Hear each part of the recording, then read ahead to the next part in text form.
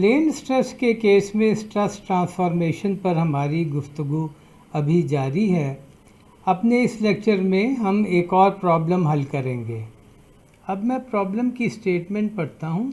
At a point in the structural member subjected to plane stress, there are normal and shearing stresses on horizontal and vertical plane through the point as shown। तो ये point हमारे सामने है, ये x plane है और ये Y plane है।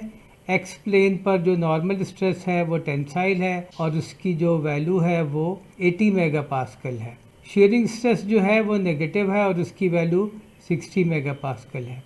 ये वाई प्लेन है और वाई प्लेन पे जो नॉर्मल स्ट्रेस है उसकी वैल्यू -100 मेगापास्कल है क्योंकि ये कंप्रेसिव है। हमसे ये कहा जा रहा है कि use the stress transformation equation two determine. पहली चीज़ जो हमने मालूम करनी है वो ये है the normal and shearing stress on plane A B. तो ये प्लेन ए बी है जो इस पॉइंट से गुजर रही है और ये वाई प्लेन से 48 दर्जे के ज़ाविये पर है। इस प्लेन पर हमने नॉर्मल और शेयरिंग स्ट्रेस मालूम करनी है। इस सिचुएशन को जो कि प्लेन ए बी पर है हम यूँ भी लिख सकते हैं कि हम लाइन ए बी ड्रॉ करें और उस पर हम एक्स एक्सिस और जो एन एक्सिस और टी एक्सिस होंगे वो आइडेंटिफाई करें। तो चूंकि ये एंगल जो है वो 48 डिग्री है तो एक्स एक्सिस से एन एक्सिस का जो जाविया है वो 42 डिग्री होगा और सिग्मा एन की डायरेक्शन एन डायरेक्शन में होगी और टाउ एन टी की डायरेक्शन जो है वो टी डायरेक्शन में होगी।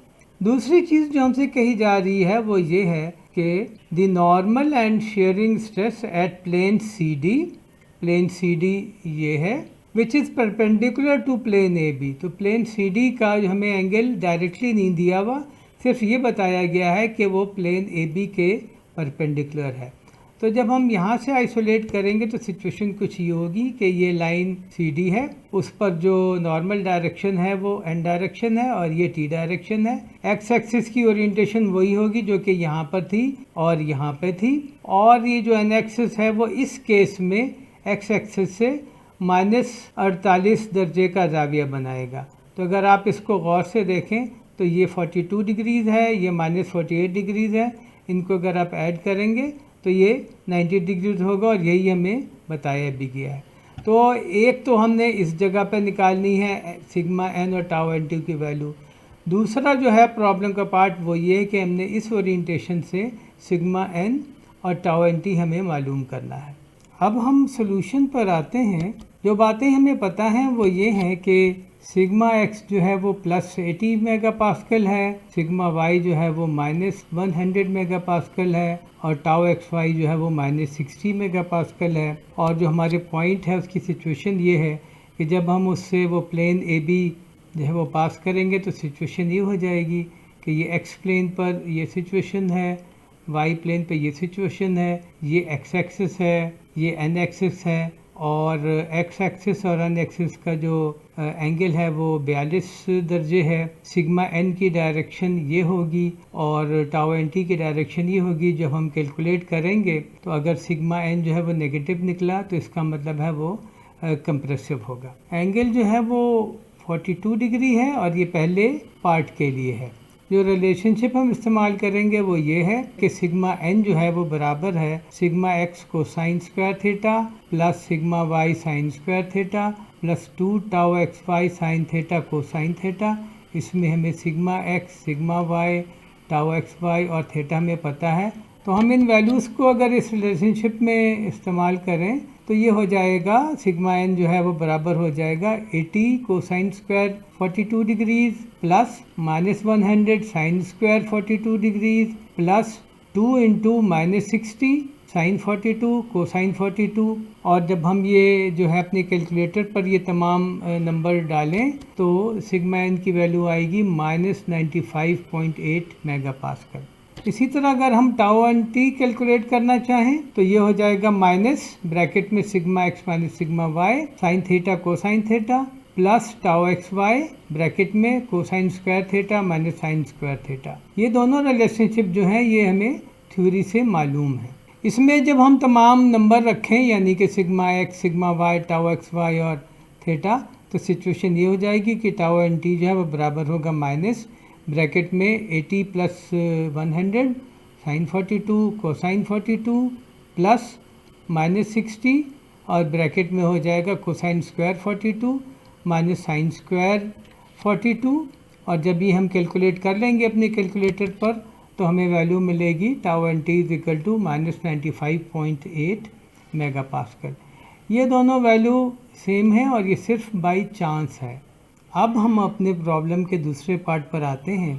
पहले पार्ट में तो सिचुएशन ये थी, एंगल 42 डिग्री था, जबकि दूसरे पार्ट में जो एंगल है वो -48 डिग्री हो जाएगा। तो थीटा -48 डिग्री हो जाएगा जिस तरह मैंने पहले कहा।